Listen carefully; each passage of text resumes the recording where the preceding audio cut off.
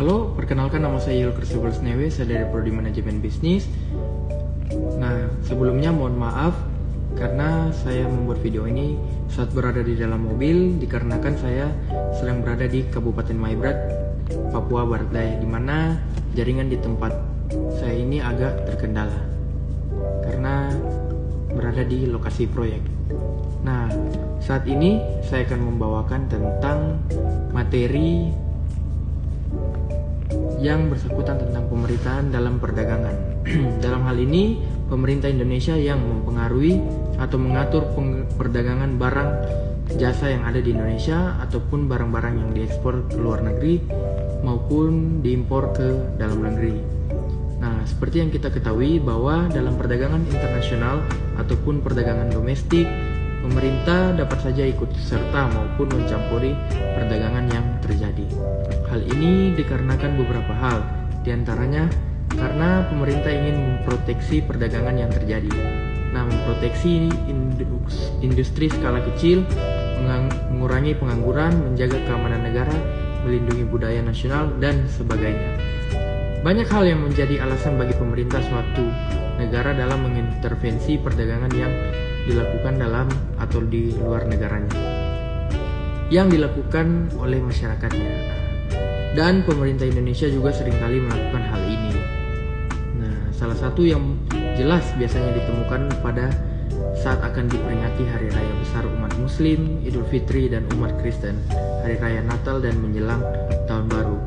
Pada saat Hari Raya Idul Fitri, Natal, dan Tahun Baru biasanya harga-harga sembako seperti 9 bahan pokok seperti beras, gula, dan telur melonjak naik karena terjadinya kelangkaan. Pada saat itulah pemerintah Indonesia biasanya melakukan operasi pasar untuk mengendalikan pasokan barang dan harga sembako di masyarakat.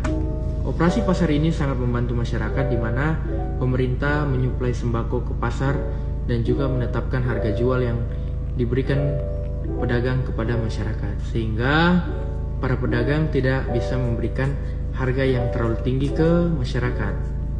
Nah, pada awal tahun 2024 ini, sejak bulan Januari 2024, harga sembako juga telah mulai mengalami kenaikan. Menurut Abdullah Masyuri, Ketua Umum Ikatan Perdagangan Pasar Indonesia atau IKAPPI, kepada RRI Pro 3, bahwa kenaikan sudah mulai dari Januari bisa berlanjut ke Februari dan 3 hari menjelang Ramadan. Hal itu sudah menjadi siklus 10 tahun terakhir di mana kenaikan harga bahan pokok akan terjadi menjelang Ramadan. Namun tahun ini kenaikannya kemungkinan lebih tinggi. Abdullah lebih lanjut mengatakan bahwa adanya tahun politik di Indonesia membuat konsentrasi pemerintah pusat dan daerah dalam berfokus untuk mengendalikan harga di pasar menjadi terpecah. Nah, salah satu cara yang dilakukan oleh pemerintah dalam menekan harga sembako ini ialah dengan mengadakan operasi pasar dan melakukan pemantauan harga dan stok untuk memastikan kebutuhan tersedia, serta melakukan sidak ke pasar dan distributor agar mereka tidak menahan barang. Nah, tujuan pemerintah Indonesia mengintervensi penjualan sembako pada saat hari raya utamanya ialah untuk menjaga tingkat inflasi dan pasokan bahan makanan kepada masyarakat. Contoh barang lain yang penjualannya diintervensi oleh pemerintah Indonesia ialah harga bahan bakar minyak atau BBM di dalam negeri. Nah, bahan bakar minyak merupakan salah satu barang yang sangat dibutuhkan oleh masyarakat. Dan harganya juga akan mempengaruhi banyak harga barang dan jasa. Nah, karena itu penentuan harga BBM oleh pemerintah Indonesia dilakukan untuk menjaga stabilitas ekonomi nasional Indonesia.